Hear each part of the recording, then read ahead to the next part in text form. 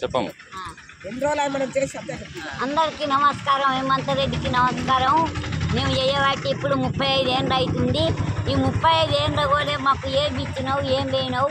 మేము 200 కాడ నుంచి చేస్తున్నాము. 200 కాడ నుంచి చేస్తే మాకు ఫలితం ఇది ఇస్తారా మీరు? మేము అందరం నీకు ఓటేసి గెలిపించినాం. మా తండ్రి అనుకున్నాం, మా కొడుకు అనుకున్నాం.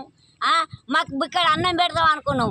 మేము బల్లెకి వచ్చిన కొడుకులకు ఆపద వచ్చినా, కోడళ్ళకి ఆపద వచ్చినా కానీ మేము పోలే.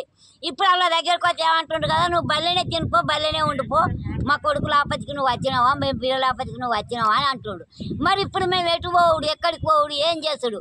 మమ్మల్ని ఏ దమ్మున ఇప్పుడు ఇట్లా తీసేసిండ్రు. ఏ దమ్మున 2 నెలల ముందు 3 నెలల ముందు అన్న మాకు చెప్పలేదు. మా ఆడసలోకి ఇస్తామని మీరు అంటలేరు.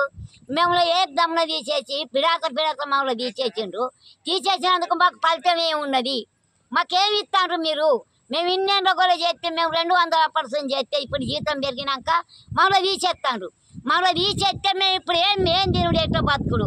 మాకు టీచర్లకు 2 లక్షలు, ఆయనకు 1,00,000 రూపాయలు ఇచ్చి మా జీతంలో సగం పింఛన్ చేస్తేనే మేము ఈ పోరాటం తగ్గిస్తాం.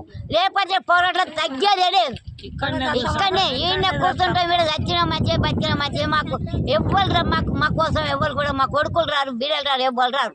ఇప్పుడు మీరు ఎట్లా చేసినా కానీ ఇప్పుడు మీ సాధన మీద మేము బతుకుతాం.